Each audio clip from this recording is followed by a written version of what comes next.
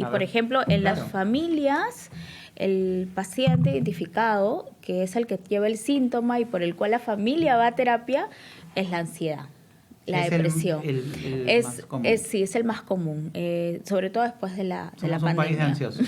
Sí, es un riesgo alto.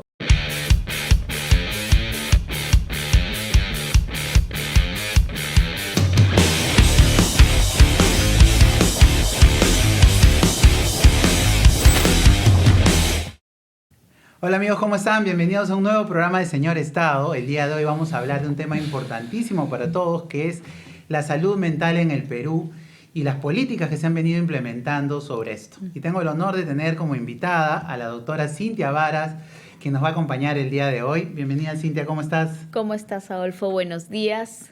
Gracias por la invitación. No, gracias a ti por acompañarnos para hablar de este tema que creo que es muy importante.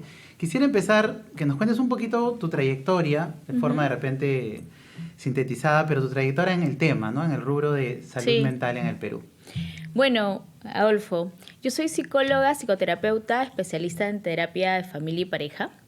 Pero mi trayectoria como psicóloga, gracias a mi carrera que es tan versátil, me ha permitido ser también gestora pública. Esto me ha llevado desde el Ministerio de Salud a trabajar en una dirección de fortalecimiento de capacidades.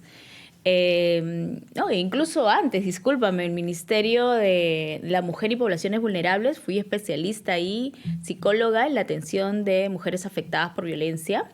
Luego estuve en el Ministerio de Salud. También he trabajado en la Beneficencia de Lima, en donde he sido su gerente de calidad en protección social, un promedio de 4 años y medio, un poquito más. Perfecto, tienes... Y sí, y luego en toda esta trayectoria, pues he tenido mucha experiencia en trabajar tema de gestión y políticas para la atención de poblaciones vulnerables y trabajar la salud mental también, incluso siendo partícipe en el Ministerio de Salud del diseño de las políticas de salud mental. Y justo ese es el tema por el cual, y gracias por estar acá con nosotros, te invité, porque creo que es un tema, como ya dije, fundamental, ¿no? ¿Qué políticas, en principio creo, podemos empezar por lo macro, qué políticas tiene el Estado? Porque la gente quiere saber qué políticas tiene el Estado referente a la salud mental, ¿no? En el Perú. Mira, partamos desde romper el estigma de la salud mental como algo misterioso, algo de que se está basado solamente en, incluso hablando con palabras comunes, en que se dedica solamente a personas que están con un estado de locura. La salud La clásica mental... palabra locura, ¿no? Vamos a definirla después, a ver, nos vas a ayudar a Sí, definirla. claro, la salud mental desde el año 2018 en el Perú da una vuelta para quitar, ¿no? Este tema de la hospitalización incluso, ¿no? Tenemos un gran monstruo que se llama Hospital Larco Herrera y que todavía sigue atendiendo, pero se generaron un diseño de la atención con un enfoque comunitario. ¿Qué quiere decir esto? Significa que no solamente se va a atender a un paciente que está bajo o que padece de un problema de salud mental con medicina a nivel tema psiquiátrico, sino que también con un soporte desde una red de apoyo que es la comunidad, ¿no? Y no solamente la familia, la comunidad. Que sería la prevención, parte de la prevención. Que es su intervención, ¿ya? Que incluso va a llevar a que este paciente se pueda reinsertar en la sociedad. Este modelo de salud mental comunitaria viene con todo un enfoque y ya está implementándose. Actualmente tenemos más de 240 centros de salud mental comunitaria. En Iquitos, por ejemplo, fue el primer piloto en donde se creó una casa. ¿Puedes explicar eso? O sea, ¿qué es un centro de salud comunitario? Porque seguramente hay muchas personas que nos están viendo, que es el público que quiere saber este tema, que pueden tener un familiar, Sí, claro. ellos mismos, ¿no? Necesitar un tema. ¿Desde dónde va el tema del centro de salud comunitario? ¿Va desde la parte psicológica o ya hablamos de ámbito psiquiátrico directamente? No, la salud mental viene ya con un enfoque de intervención multidisciplinar. Es decir, que no solamente hay una participación del psicólogo o del psiquiatra, sino también de un enfermero capacitado para atender problemas de salud mental. Okay. De un médico que también va a asistir a los problemas de salud física del paciente que tiene problemas de salud mental. Y de toda una red de trabajadores profesionales de la salud que van a dar soporte a este paciente para que pueda reinsertarse en la sociedad de manera adecuada. Ahora, estos centros, para responder a tu pregunta, están ubicados, ¿no?, estratégicamente para atender a una comunidad y están incorporados con un pool de profesionales como médico, enfermera, psicólogo, psiquiatra, que va a atender desde un problema de depresión menor hasta un problema de depresión mayor. Ahora, ¿qué va a prevenir eso? Va a prevenir... ¿Quién financia estos centros eso es del Estado, comunitarios? ¿no? El Ministerio de Claro, Salud. el Ministerio de Salud y la Dirección General de Salud Mental. O sea, los locales, los médicos, Claro. y todas las personas están financiadas por el Estado peruano. Claro, con el modelo que se incorporó desde el 2018 y las políticas que se han ido cambiando de salud mental, se han ido financiando e incorporando en el presupuesto la incorporación de estos centros de salud mental comunitaria.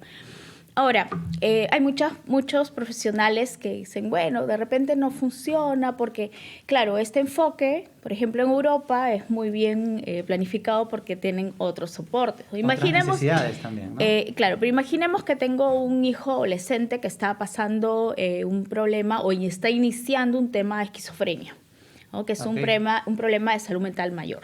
Entonces, ¿qué haría con este joven? Lo llevo al Arco Herrera y lo dejo ahí insertado y lo hospitalizo. Valdizán, ¿no? Creo que entre Exacto. los principales. Exacto. En cambio, en estos centros de salud mental comunitaria, ¿por qué vamos a apostar? Porque la familia también se eduque de cómo va a trabajar con este joven, de cómo va a ir viviendo con él, cómo va a ir adaptándose también al estilo de vida que tienen que tener para darle soporte y para que siga viviendo con ellos, para que no se considere un riesgo, para que no se considere que está estigmatizado porque tiene esquizofrenia, ¿no? Sino que no, al contrario, con mucho amor, dedicación y esta también educación de la familia, ella también pueda seguir sosteniendo a este ser querido que está pues pasando este problema. Porque creo que ese es un problema principal, ¿no? El abandono de la familia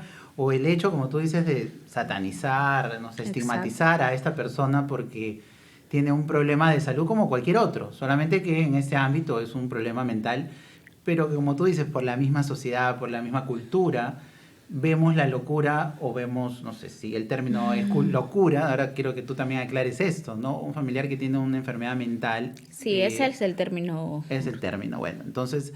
es tan amplio el tema de locura, ¿no? Pero bueno, volviendo al punto de que tú estás señalando y volviendo a los centros comunitarios donde se atiende, yo entiendo que es casi una atención primaria.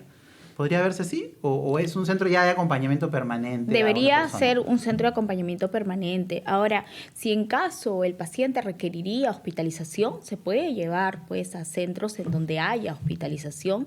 Entiendo que en algunos lo hay. No en todos, algunos pequeños ¿no? tienen niveles también, pero la idea es pues que ellos también sirvan de detección. Ahora tú me dirás, Cintia, pero ahí solamente va la gente que tiene esquizofrenia, psicosis o una ansiedad mayor o una depresión mayor o personas que están ligadas al suicidio. No, aquí puede ir una persona o un padre de familia que está enfrentando un problema de ansiedad menor del adolescente. Estamos enfrentando más de 400,000 casos en cuanto a salud mental atendidos y además con la pandemia se ha incrementado, ¿no? Significativamente. Ahora, ¿de qué padecen los adolescentes, los niños? ¿Qué es lo más común que tú has identificado? Claro, no, es el estrés. O que han identificado en el Estado, porque has trabajado en tantas entidades del Estado que han hecho estudios. Sí, por ejemplo, cuando... De repente te puedo hablar de mi experiencia más de la Beneficencia de Lima, en donde como sugerente de calidad yo tenía que velar por justamente exista la calidad en el servicio de centros como el Puricultorio Pérez Araníbar, que pertenece a la Beneficencia de Lima y que atiende niños, niñas y adolescentes. Y bueno, estas características, estos chicos son distintas a los chicos que no están institucionalizados. Sin embargo, es común que se identifiquen depresión, ansiedad, que se identifique estrés agudo incluso en niños y adolescentes. Que en la cultura a veces se ve el estrés como, bueno, estás con estrés, ya desestrésate, ¿no? Y nada más, pero ¿es una patología? por sí misma, el estrés como tal? El estrés es un diagnóstico. El estrés es tu sistema simpático activándose para que tú reacciones a algo. ¿Ya? Sin embargo, cuando se vuelve ya patológico, significa que hay una ansiedad que no te está dejando realizar tus actividades cotidianas de manera normal. Entonces, si estamos hablando de un adolescente que no quiere ir al colegio porque se siente ansioso, está rompiendo su normal rutina, está ya afectando su vida porque no está yendo al colegio, porque no está compartiendo y está diciendo incluso que se siente ansioso. Claro, ahora, y a veces no lo dice, de repente lo manifiesta de lo diferentes manifiesta con cómo se manifiestan estados ansiosos y además la ansiedad va de la manito con la depresión, ¿no? Un estado anímico. ¿Cómo puedo saber yo como mamá o como papá? Oye, mi hijo en realidad necesita un diagnóstico, ¿no? ¿Cómo puedo saber yo, mi hijo tiene unos comportamientos de tal forma? Bueno, los papás vamos aprendiendo en el camino, yo lo sé, ¿no? Yo tengo 3 hijos, pero, o sea, ¿cómo yo puedo saber? Creo que es una pregunta que me hago como papá y te la traslado como psicóloga y como experta en este tema, ¿no? ¿Yo cómo puedo saber si estoy fallando como papá o mi hijo tiene algo que en realidad es necesario evaluarlo, ¿no? Qué difícil esa decisión, además. A ver, creo que se tiene que partir por incluso un trabajo de prevención en la continua comunicación con los niños y niñas en relación a buenos hábitos dentro de la familia, de tener momentos de calidad, de acompañamiento, de ser vigilante en el sentido de que puedes estar atento, porque como padre tú bien conoces la conducta de tu hijo o tu hija y si está por ahí pasando algo vas a notar cambios. Vas a notarlos. Estos cambios, si repercuten en su sueño, en su alimentación, en su normal cotidianidad de hábitos, entonces ya es una llamada de alerta. Por ejemplo, mi hijo era muy sociable y de pronto ahora se aísla, o de pronto ahora, si es muy pequeño, está haciendo berrinches, se está enojando. Son manifestaciones de probablemente un episodio depresivo. Ahora también cuidar mucho el contexto en donde está, ¿no? De repente los cambios, la tolerancia a la frustración en los chicos ha bajado bastante. Terrible. Y pues entonces... No quieren perder, ¿no? ¿Qué hago yo? Sentirse... Claro, y también... Creo que las redes tienen mucho que ver, ¿no? Por supuesto. Porque todo es ganador, ganador, ganador. Exacto, y la mirada de tienes que estar bien y yo como padre me siento mejor padre porque mi hijo está bien. Y no es tanta esa la mirada, ¿no? Sino también decirle y enseñarle que pueden haber momentos en los que no te sientas totalmente feliz, que puede haber momentos en que tienes que enfrentar errores, que tienes que enfrentar situaciones complicadas y que más bien eso es lo que te hace, ¿no? Poder ser más diligente después a tomar decisiones futuras cuando eres adulto. Dicen, ¿no? El fracaso te enseña más que a veces ganar, ¿no? Si siempre ganas, de repente no tenemos tantas lecciones aprendidas. Pero volviendo a los centros comunitarios, que me ha parecido excelente el tema y me parece también una iniciativa muy buena. Desde el 2018 me dices que ya existen. En el 2018 empezó a implementarse. Porque me imagino, disculpa que te corte, pero porque me imagino que en muchos lugares no había nada de atención. Claro, en muchos lugares tú tenías que ir a pedir tu cita con la psicóloga del centro de salud. Del Hospital General. Del Hospital General, porque en tu centro de tu localidad definitivamente no había psicólogo. O sea, es más, en la política de recursos humanos de salud, el psicólogo y el trabajador social recién se ha incorporado como parte del grupo básico de salud. ¿Quién es el grupo básico de salud? Médico, enfermera, obstetra, ¿no? Ahora, primero, para no morir, digamos. Sí, sin embargo, también una depresión mayor te puede llevar a la muerte, ¿no? Por supuesto. ¿Tienes algún índice de suicidios, de temas como estos en el Perú? La atención, mira, basémonos en temas de violencia, por ejemplo, ¿no? Los temas de violencia atendidos han superado los 220,000 casos. Wow. Desde ahí ya tienes un indicador de qué tanto puede subir la atención de patologías mayores. Claro. Entonces, y habiendo líneas a la mano, ¿no? Por ejemplo, para violencia, tú puedes llamar a la línea 100 y denunciar cualquier tipo de violencia de forma gratuita. Para salud mental, llamas gratuita al 113. Entonces, tienes llamadas... Para salud mental llamas al... 113. Es del Ministerio de Salud. Del Ministerio de Salud. Sí. Pero en realidad te atienden, en realidad qué cosa, o sea, Sí. ¿qué tipo de atención te dan? Sí, déjame darte el número exacto. Sí, porque finalmente te tienen que atender el 113, que lo que estaba buscando era la opción 5, que es el número en que tú vas a encontrar un especialista que te va a dar la guía para que justamente te diga, Adolfo, ¿dónde vives? Mira, dentro de tu localidad está tal centro de salud mental comunitario. Puedes decir, es más, Adolfo, yo te voy a sacar la cita, tienes tal día para atender. Claro, porque hay niveles, ¿no? Hay niveles. Definitivamente, como cualquier enfermedad, como en cualquier tema, hay niveles. Hay temas de suma emergencia donde necesitas una atención extrema urgencia, y hay temas pues que son, pues como tú dices, más materia de prevención, ¿no? Pero me parece excelente esto de los centros comunitarios. ¿Y en qué regiones están? Imagino que en la gran mayoría de provincias. Sí, están los departamentos más importantes. Ahora, te quería hacer un comentario antes de que Claro. partamos esta lección. Como mi práctica profesional particular, yo también te puedo dar un índice de los casos que más veo. Y por ejemplo,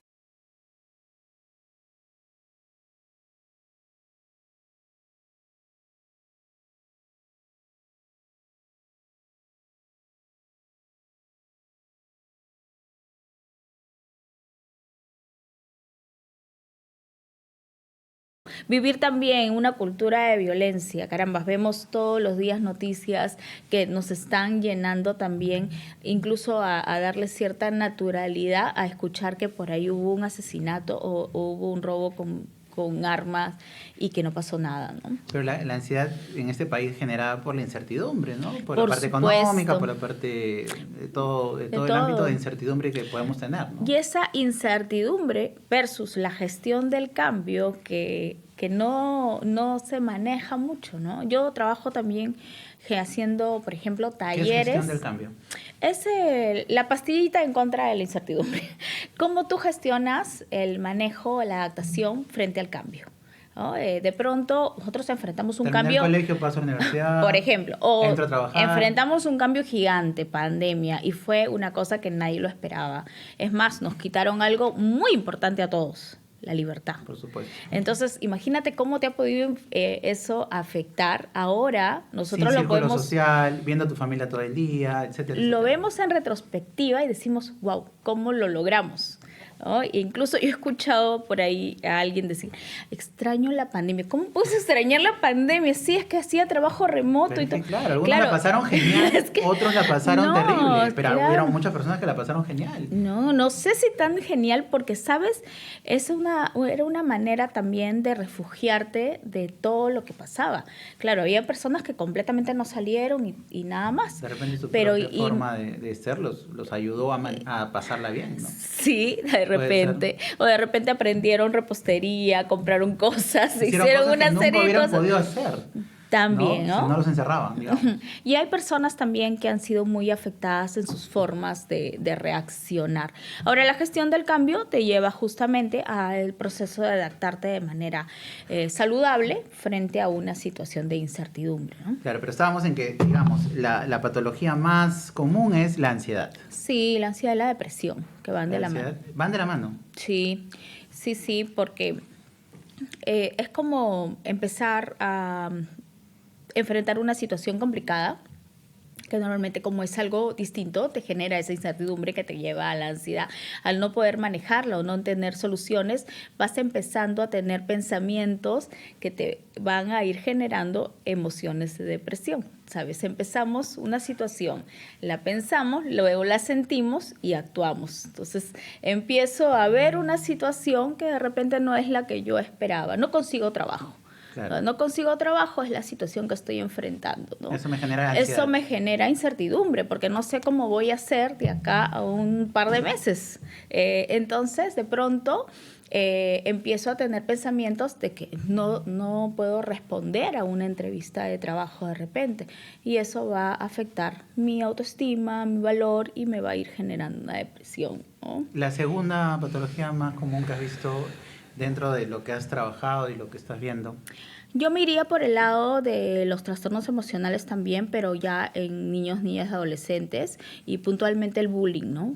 También sé que la Dirección de Salud Mental está trabajando mucho, pero es un trabajo articulado. Es un trabajo que no solamente lo tiene que hacer el Ministerio de Salud a través de la Dirección de Salud Mental, sino también con el Ministerio de Educación y un trabajo articulado, pues, por el alto índice de bullying, ¿no? Claro.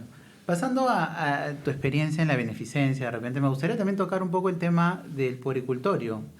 Muchas veces las personas primero no saben muy bien si la beneficencia pertenece al Estado, hasta qué punto el Estado interviene en la beneficencia y sobre todo cómo es el tratamiento, si nos podrías comentar un poco sobre los menores en el puericultorio, ¿no? A ver, yo creo que la beneficencia de Lima, dentro de mi experiencia, ha sido una de las más hermosas, con ese término de gran aprendizaje e impacto, porque es justamente el servicio, más allá de las funciones que yo tenía, era dar más. Dar más de lo que Dar pueda. más porque estaban ahí.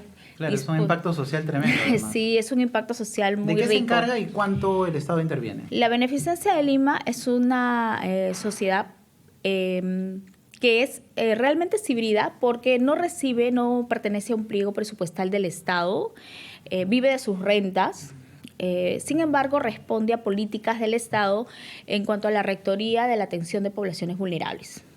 Por ejemplo, ¿no? La Beneficencia de Lima no puede decidir cómo incorporar a un niño o niña a su puericultorio Pérez Araníbar, que es su centro de atención para esta población, si es que este niño o niña no ha pasado un proceso judicializado para que pueda venir desde una de las unidades de protección especial de niños, niñas y adolescentes y pueda ser derivado e incorporado en el centro. Ahora, ya dentro del centro, el modelo de intervención tiene un modelo más familiar. Se mira, incluso en el nuevo reglamento de atención de niños y adolescentes de los centros de protección social, tiene todo este enfoque. Para explicárselo a las personas que nos están viendo, ¿qué personas o qué niños, qué tipo de niños, cuál es el protocolo, digamos, para poder que un niño se incorpore al puericultorio o cuáles son los casos más comunes? De repente puedes Abandono, contarnos. violencia, casos de abuso sexual. Pero siempre es a través del Estado. Sí, claro. O sea, el Estado recoge, digamos, da cobertura a esto y los deriva ahí. Te doy todo el flujo rápidamente. Hay una denuncia por violencia a un menor, el Estado interviene a través de su ministerio. Puede ir, por ejemplo, a un centro de emergencia mujer que atiende también a niños en situación de violencia, identifica, se detecta que existe violencia, entonces toma al niño bajo el poder del Estado porque está en una situación de alta vulnerabilidad y el Estado define a qué centro de protección va. También podría ir a otro centro, ¿no? Pero en este caso, por ejemplo, el niño Juan fue derivado a la Beneficencia de Lima. Entonces, la Beneficencia de Lima lo acoge, si tiene la capacidad instalada y tiene el cupo, a este niño lo incorpora en su centro. Ya incorporado dentro del puericultorio Pérez Araníbar, entonces él goza de todos los servicios que tiene el Centro de Protección Social, ¿no? Tú me decías que me comentaste en algún momento cuando conversamos la otra vez el problema, o mejor dicho, la gente que quiere ayudar al puericultorio, ¿no? Que hay un protocolo también. Hay gente que dice, quiero ayudar a estos niños abandonados, quiero llevar panetones, quiero llevar mantas, quiero llevar juguetes, ¿no? En Navidad, qué sé yo, o cuando tienes la voluntad de hacerlo. Me comentabas que también hay un protocolo para esto, ¿no? Mira, yo ya he dejado de trabajar en la Beneficencia de Lima hace más de un año, casi un año realmente recién. De repente los protocolos han cambiado ligeramente, pero sí, claro, tiene más que un protocolo, un procedimiento, ¿no? Las necesidades de los niños se tienen que satisfacer con las donaciones adecuadas. ¿A qué me refiero? Tengo de repente muchos juguetes, pero estos juguetes no están en condiciones. Claro. A veces se tomaba la decisión, por ejemplo, de rechazar donaciones. Nos quisieron donar en algún momento, recuerdo de las experiencias que tengo de donaciones bien particulares, zapatos, pero los zapatos eran disparejos. Entonces, claro, lo ves como que, oye, es un bien que yo no lo voy a usar y lo dono. Y esa no es la mirada. La mirada es que yo done algo que realmente va a ser útil para ellos. Por supuesto. ¿No? Y por eso yo sugiero y recomiendo a la población que si quiere donar, consulte cuál es la necesidad del centro. Y no solamente con el puricultorio, ¿no? Sino también con los adultos mayores en el hogar Canevaro, de la misma manera. Has trabajado mucho también con adultos mayores. Claro, es otro de los centros de la Beneficencia de Lima. Pero siguiendo en el puricultorio, entonces eso. Ahora, hay otras personas que dicen, quiero ir a jugar con los niños. Porque siento que jugar con los niños, grabar, ¿no? sí, claro, pero de eso hay muchos estudios, ¿no? No es una satisfacción para ti, porque finalmente es, Por supuesto. quiero tomarme foto con el niño que le estoy entregando este chocolate, y este niño no puede comer chocolate a todas horas. Imagínate si de manera indiscriminada se aceptarían donaciones, si vinieran, y te entrego chocolates, te entrego juguetes, aparte que la idea es que se trate de que en el centro exista una mirada de casa. Tú en tu casa con tus hijos, a cada rato no les llevas shows infantiles, ni les llevas regalos, ni les llevas juguetes, ni les llevas chocolates. Hay un orden, y ese orden se trata de mantener dentro de esa casa grande, muy grande, que se llama Puricultorio Pérez Areníbar. Quisiera que me des, para ir terminando, una mirada general referente primero a lo del puricultorio y a los niños en general, ¿no? ¿Cómo veías los números? Imagino que has visto números, has analizado en algún momento. O sea, ¿estamos atendiendo realmente, estamos cubriendo las necesidades o crees que estamos muy lejos de cubrir las necesidades reales de abandono y de pobreza en la sociedad? Desde la mirada que tienes, yo sé que es una pregunta muy, muy compleja, pero desde la experiencia, tú has estado muchos años viendo esto, Sí. ¿cómo lo has sentido, lo has percibido? Bueno, yo creo que desde la pastilla pequeñita que como Beneficencia de Lima dábamos, sí era nuestra preocupación mayor ver porque el modelo de atención sea el más adecuado para los niños, niñas y adolescentes que estaban dentro del puricultorio Pérez Areníbar. Si esto contribuía, por supuesto que contribuía a la sociedad y al Estado. Nosotros, como Beneficencia de Lima en ese momento y hasta ahora, no le generábamos un gasto al Estado. Al contrario, el Estado nos entregaba a los niños, niñas y adolescentes y todo el presupuesto es de la Beneficencia. Pero hay una capacidad ahí, hay una capacidad que tiene el Estado en sus entidades. Exacto. Ajá. ¿Qué tanto llegábamos a atender? ¿Cómo veías la necesidad? O sea, ¿carecemos? Claro. ¿Cómo están las políticas Pero en ahí, ese sentido? ahí te hago un comentario. No creo que sería un buen indicador tener todos los albergues llenos. Por supuesto. Porque, ¿qué nos indicaría eso? Que los altos índices de violencia y de abandono y de desprotección están en pico. No se trata de institucionalizar a los chicos y decir, acá van a estar mejor, ¿no? Porque definitivamente con quien estarían es con la familia. Claro. Entonces yo creo que en general el Estado tiene que trabajar con la familia.